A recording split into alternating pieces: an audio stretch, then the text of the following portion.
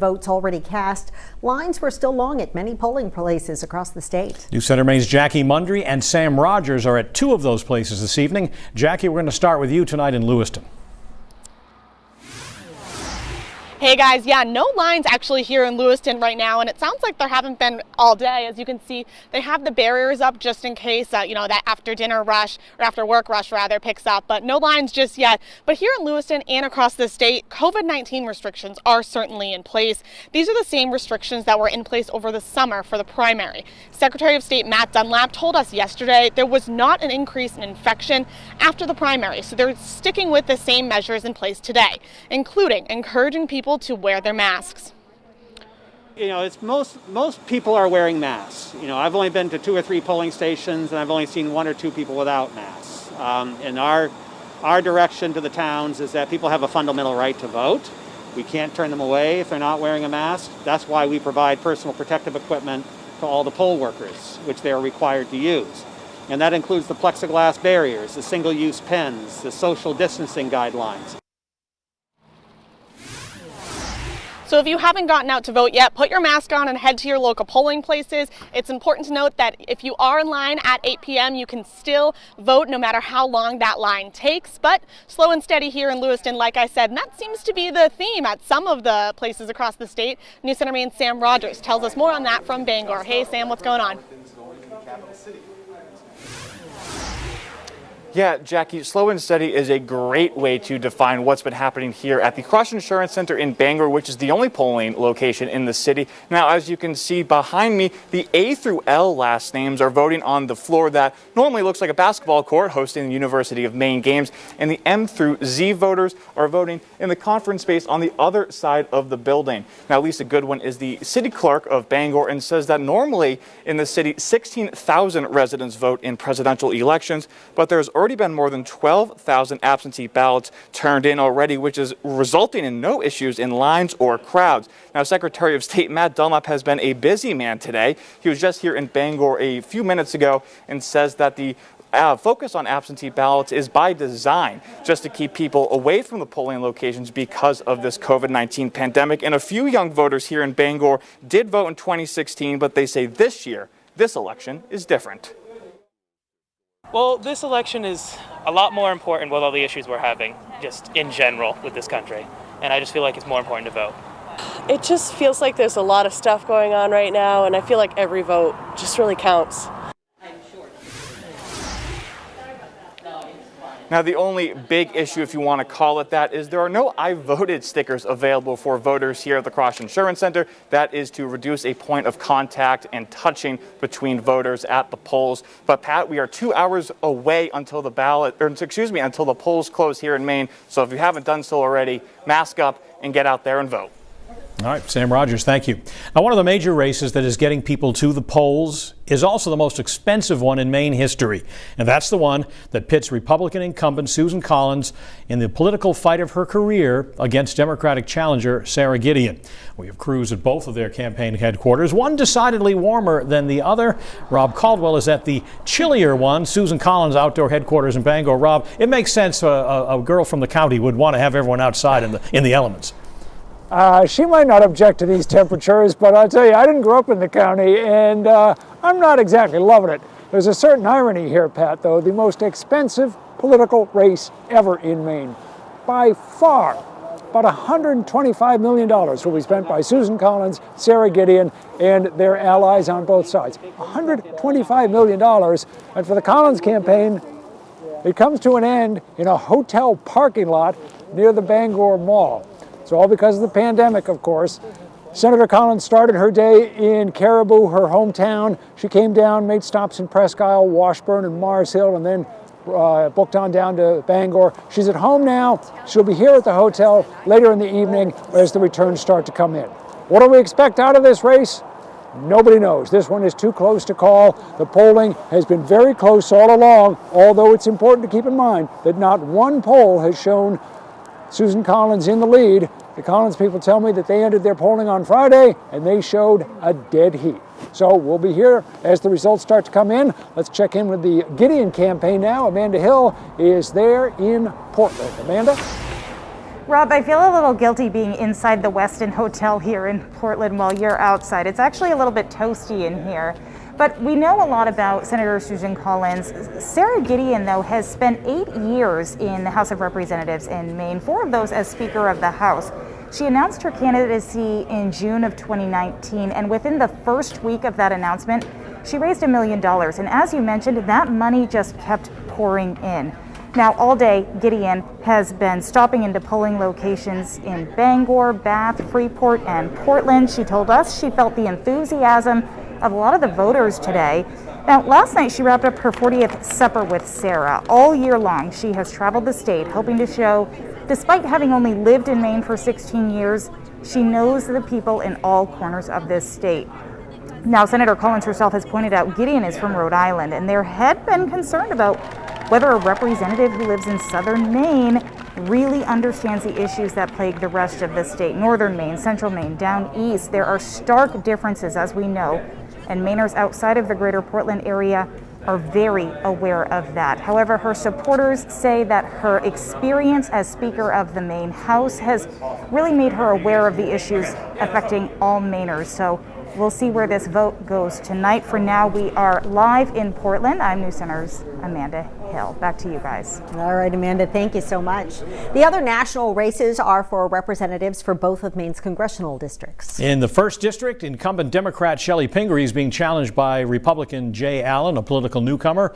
In the 2nd District, Republican Dale Crafts, a former legislator, is trying to oust Democrat Jared Golden. Now, those are both races that may be decided tonight. News Center Maine's Hannah Deneen is at Congressman Golden's campaign headquarters this evening. Hi, Hannah.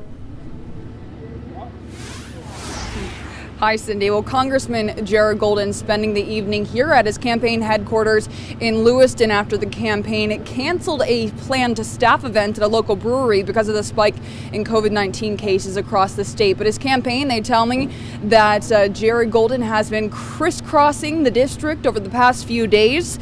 He's been traveling around, meeting with voters, thanking volunteers, and of course, helping to get out the vote. Now, while the congressman was unavailable or unwilling to speak with us this afternoon, his staff tell us he will address press tonight once a majority of the results come in. And we are expecting to see a majority of results come in later this evening. Of course, just 2 candidates this time around, unlike 2016, so won't be going into ranked choice voting. Now, the most recent Colby College poll has Jared Golden ahead in this race, 56% to Dale Crafts' 31%. And we do believe the Golden campaign is confident. Just a few minutes ago, we saw someone drop off some champagne at the campaign headquarters here. But that polling, it's not deterring the Dale Crafts campaign. That's where we find Zach Blanchard tonight at the Dale Crafts event, also in Lewiston. Hey, Zach.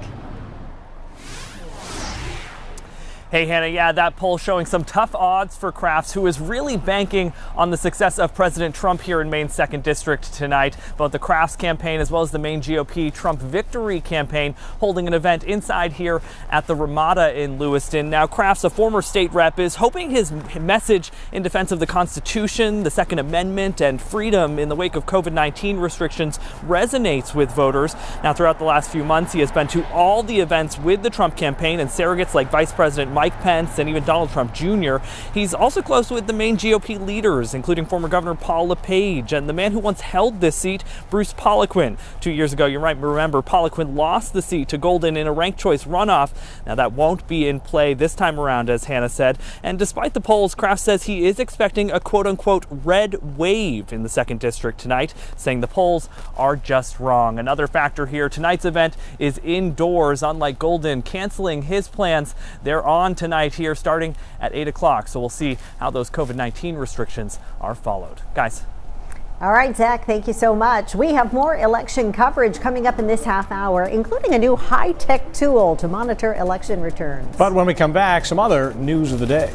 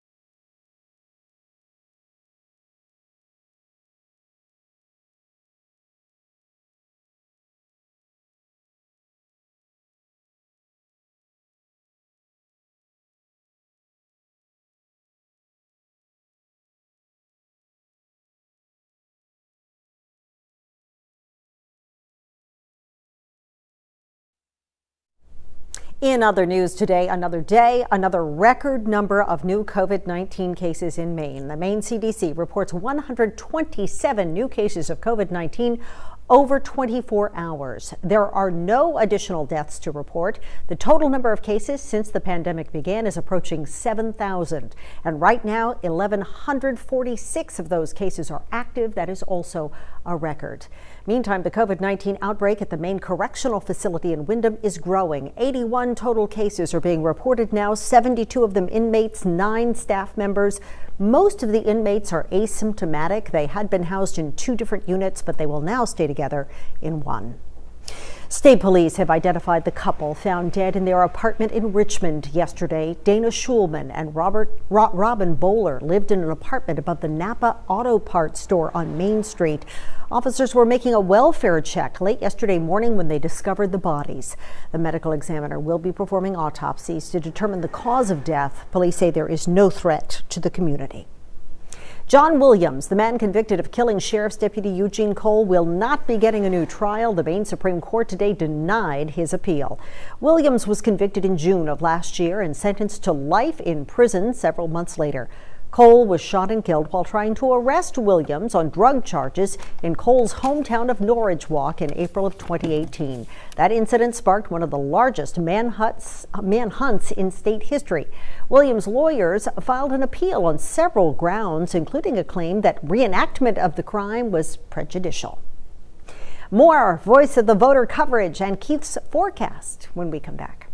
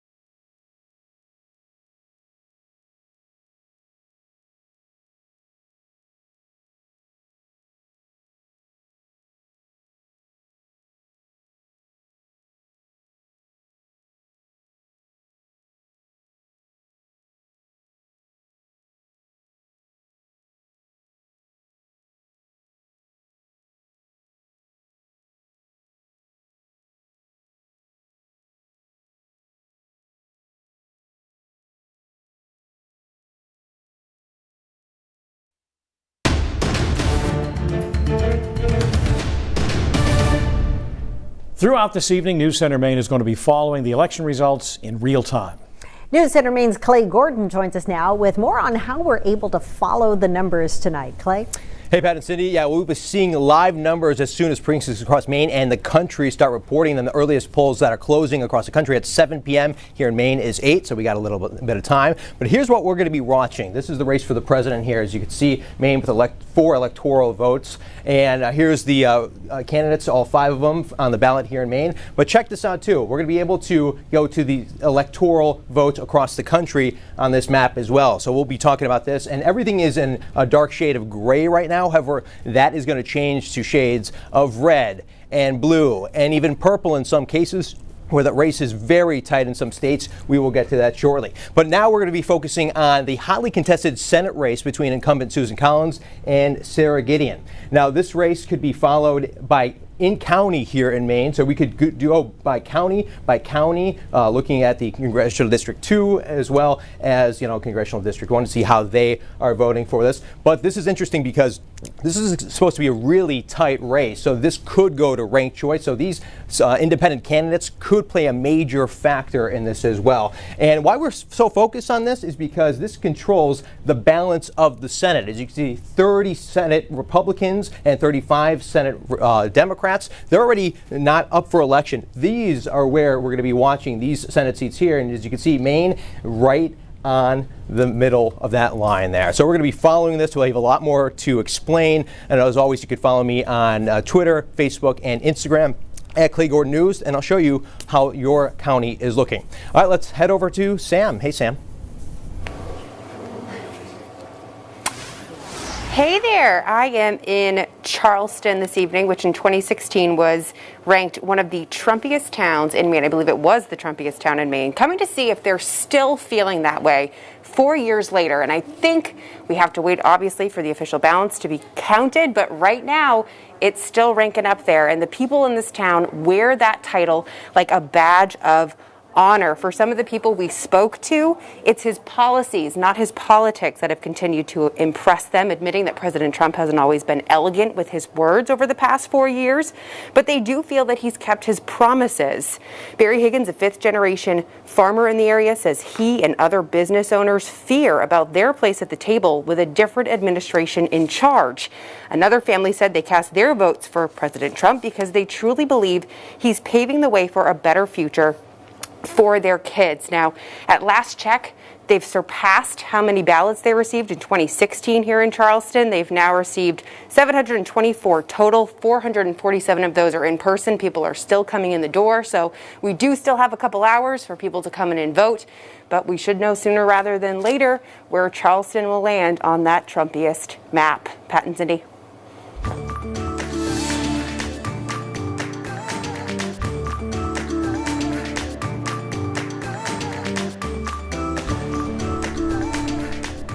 From sunshine to snow, it seems like we had it all in our weather today. But thankfully, Keith, nothing that was going to be bad enough to keep people from getting out to vote. No, not at all. There's something dystopian about this, and I can't quite figure out. You just look like a colossus astride this newsroom. This would work with someone who is better looking, like a Todd or a Jess or anybody but me.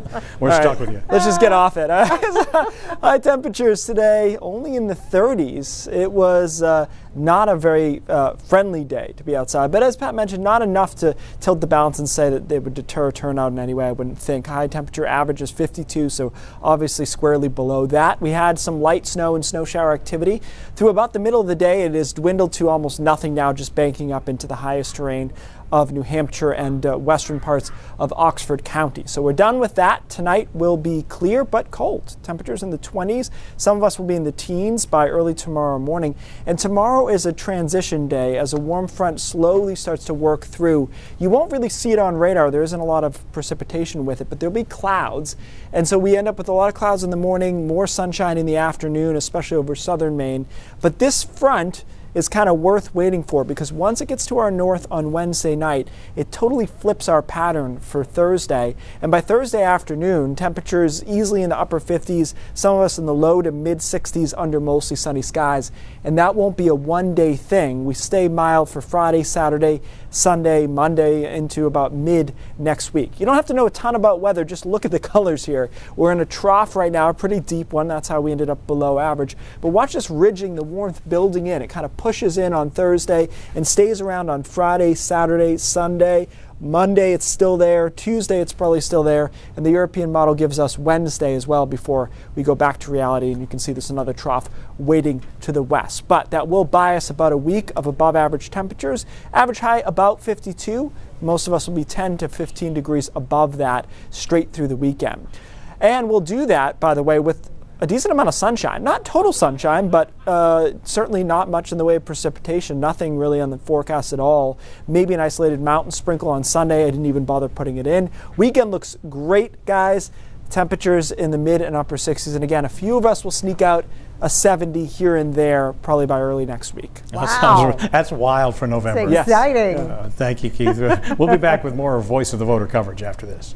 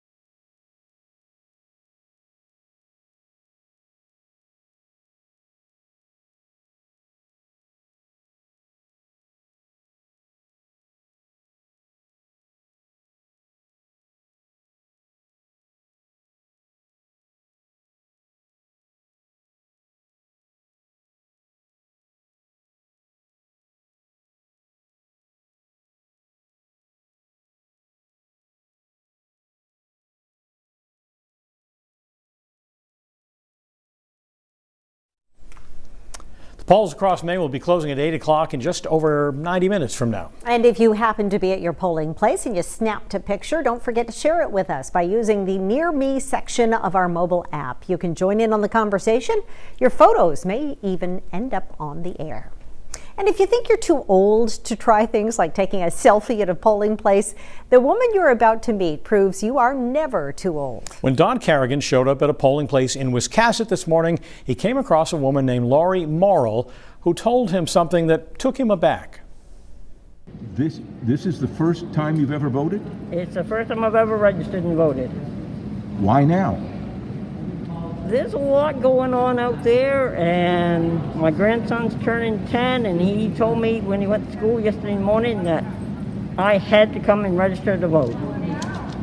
I got to do with my grandson wishes. So. What? And how's it feel? Okay. All right. I'm hoping we'll have a good turnout and a good come out of this. There you go. Congratulations to Laurie and her persistent grandson who understands our civic duty. That's excellent. We want to check back in with Keith. We're talking 70s? Yeah, maybe? yeah. Well, at least upper 60s. But I also appreciate her face mask, which is Patriots. It's not as cool to be Patriots right now as it used to be, so I appreciate the diehardness. All right, we've got a turnaround coming. Tomorrow's a transition day in the mid-40s, but then from Thursday, Friday, Saturday, Sunday, temperatures mid to upper 60s, and we do have a shot at 70 on Saturday and another shot at 70 on Tuesday, depending on how long we can hold on to this ridge. But all these temperatures about 10 to 15 degrees above average. We're also doing it, by the way, with dry conditions. There's really not any rain to speak of. Quick update on that, by the way. There is still a drought over most of the state. We haven't talked about it as much lately. That is still a factor, so that's the downside. The upside, obviously, here is that it's nice. I mean, that's the obvious part of it, but the drought has diminished a bit. Yeah. All right. Plenty of Voice of the Voter coverage coming up all evening long. That's right. We'll have live updates either on air as well as on our website, app, Roku, and YouTube pages every half hour starting at 7. As the results come in, our team will let you know what's happening. Well, stay with us. We'll see you back here very soon.